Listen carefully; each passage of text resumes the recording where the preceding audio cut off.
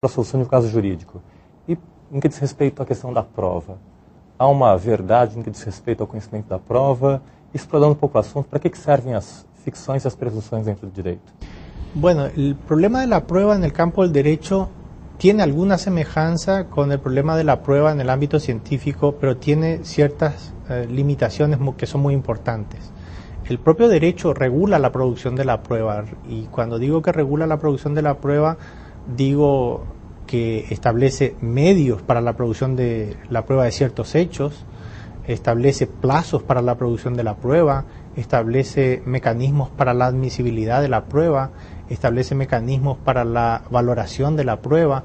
Entonces es muy difícil imaginar que en el proceso judicial se llegue a algo así como la verdad, de la misma manera como se llega a la verdad en el campo de las ciencias.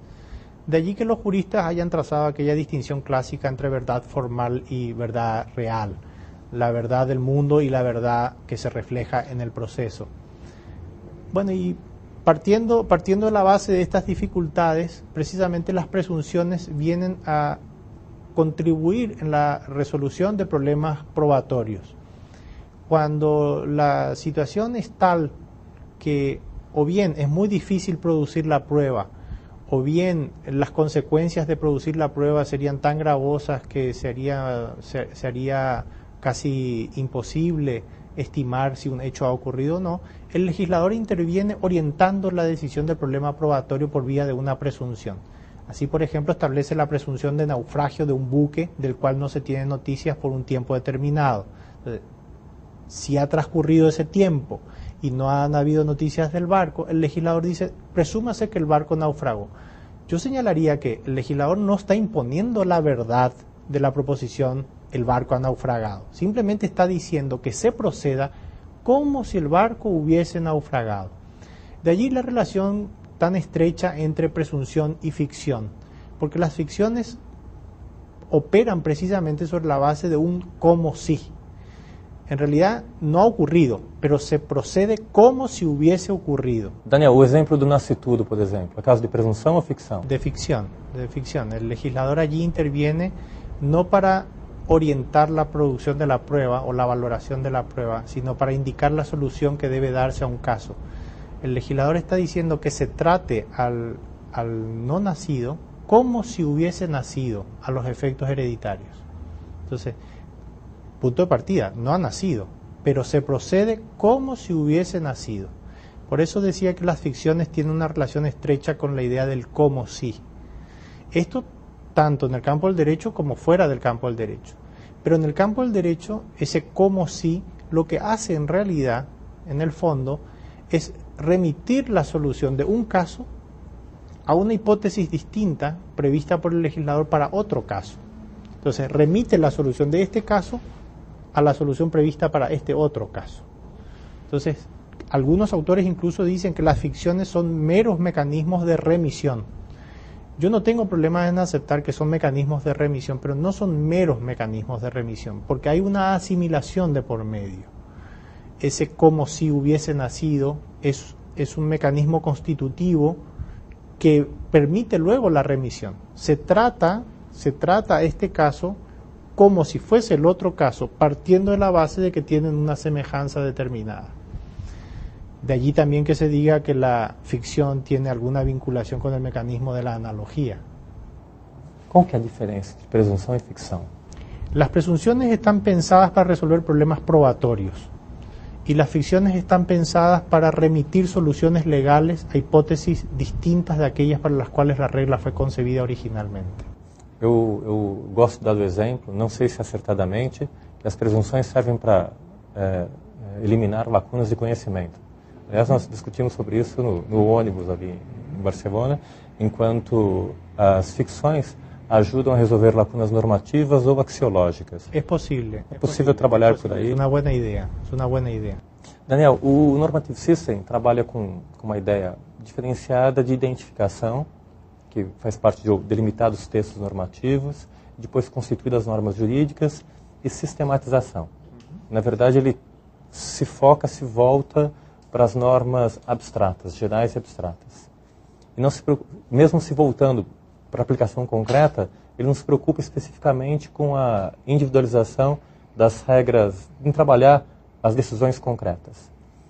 O Juan Pablo Alonso fez um trabalho muito interessante no que diz respeito ao plano da coerência na análise normativa também, indo além na pretensão dele de analisar o plano da identificação e da sistematização e trazendo também o plano da coerência, onde ele trabalha os princípios aplicados também e ordenando essa sistematização. Seria uma espécie de segundo nível de sistematização através de uma experiência indutiva com os princípios. Você fez parte da banca do Juan Pablo Alonso. Sí, efectivamente. E queria saber qual a sua opinião sobre essa fase de coerência e conectar isso com a ideia do positivismo includente y excludente.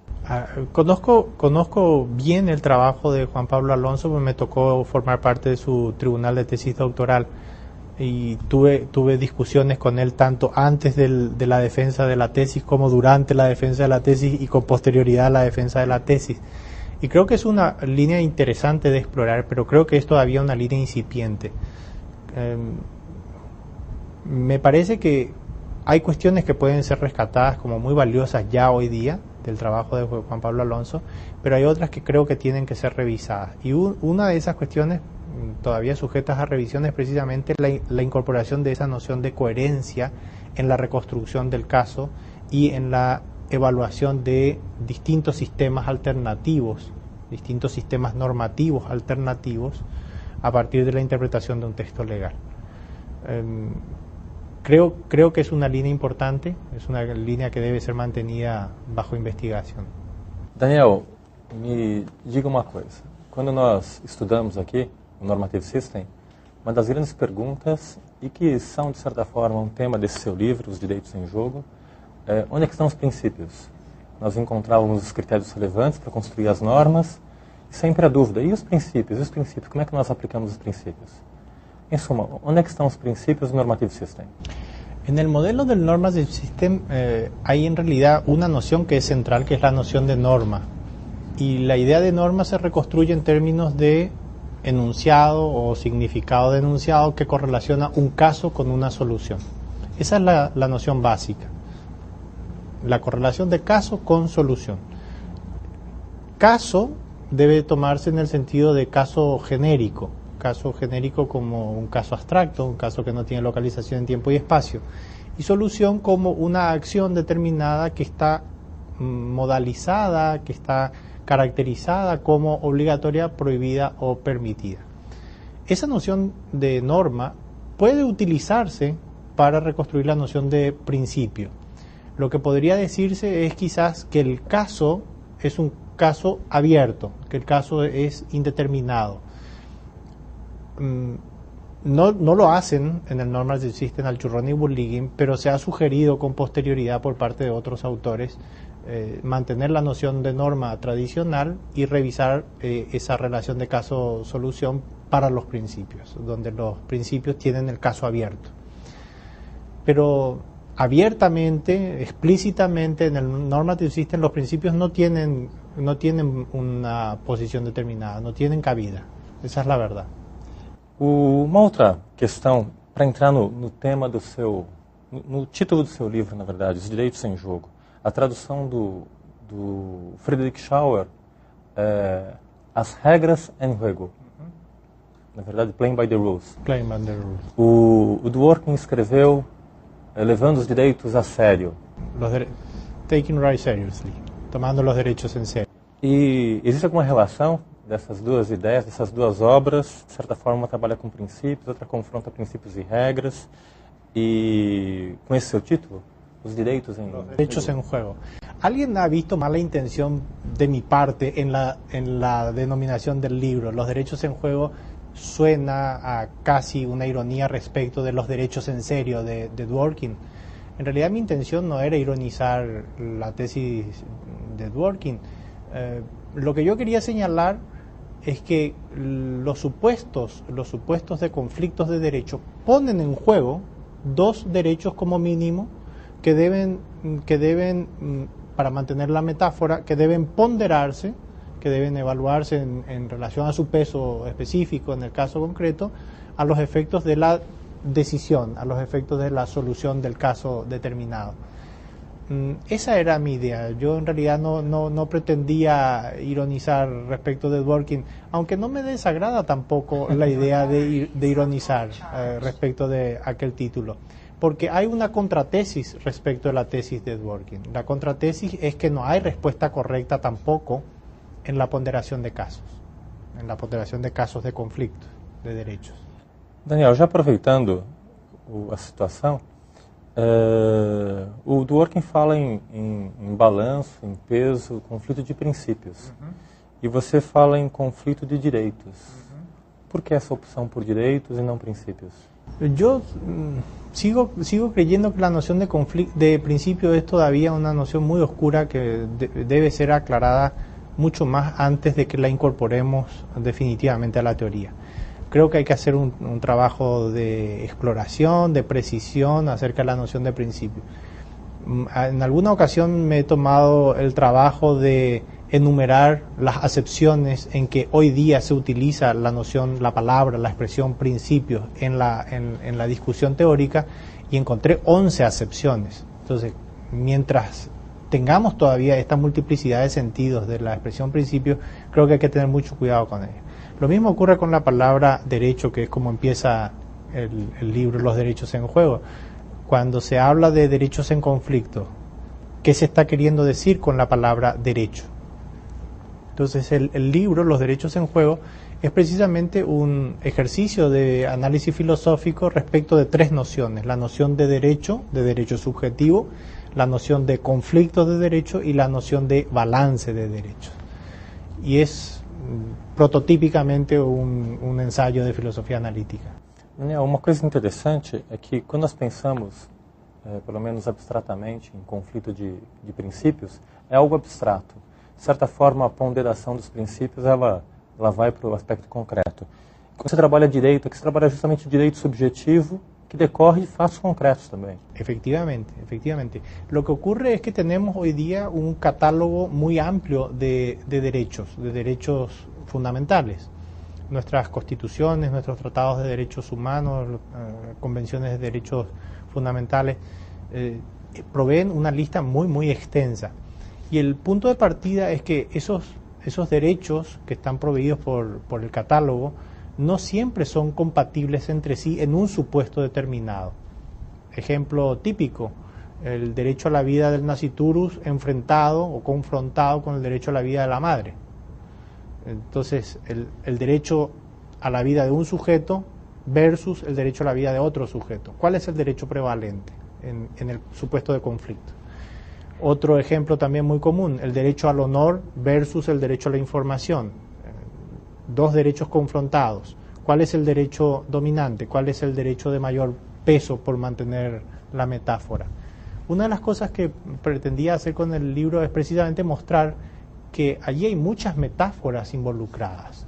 La metáfora del peso de los derechos, la metáfora del balance de los derechos, son en alguna medida muy útiles, pero también son capaces de oscurecer la discusión teórica. Son capaces de oscurecer y son capaces de confundir. Hablar, por ejemplo, de la idea de un balance de derechos supone la idea de objetividad, como si tuviésemos una balanza capaz de pesar los derechos puestos en sus platillos respectivos y establecer una respuesta objetiva diciendo este derecho pesa más que este otro derecho. Y esto no es así. No tenemos la balanza para pesar derechos. Primera metáfora diluida. Segunda metáfora diluida, los derechos no tienen peso, tienen en todo caso importancia. Y la importancia que le proveemos a los derechos es una importancia normalmente subjetiva. Normalmente es una importancia que provee el juzgador en la decisión del caso individual, del caso concreto.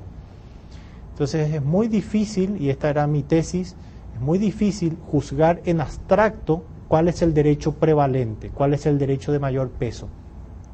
No creo que pueda plantearse, por ejemplo, la pregunta si el derecho al honor tiene más peso que el derecho a la información, o a la inversa, el derecho a la información tiene más peso que el derecho al honor. Creo que la pregunta adecuada es, en qué casos el derecho al honor tiene más peso que el derecho a la información, o en qué casos el derecho a la información tiene más peso que el derecho al honor. Entonces, creo que la necesidad de identificar el caso es una necesidad imperiosa. La respuesta ingeniosa, la respuesta inteligente, supone previamente determinar el caso para responder a la pregunta. A nossa ideia de Estado de Direito, legalidade, eu trabalho com as leis em abstrato para encontrar soluções específicas e concretas. E o juiz, quando vai aplicar a lei, onde é que ele vai encontrar esses critérios específicos para identificar uma solução para o caso concreto? O Dworkin imagina um Hércules que encontra a solução correta para o caso concreto, mas não ensina como encontrar o Hércules ou como identificar especificamente essas soluções. Eu queria citar o que você colocou no final do seu livro, uma citação de Hart, tentar fazer uma tradução rápida aqui para fazer essa provocação. Você cita aqui Hart no final, Hart dixit, que os poderes dos juízes são resquícios, estão sujeitos a muitas restrições. Apesar disto, tais restrições desaparecem naquele ponto em que o direito não acerta em impor alguma decisão como uma decisão correta. Neste ponto, o juiz, para decidir o caso, deve exercer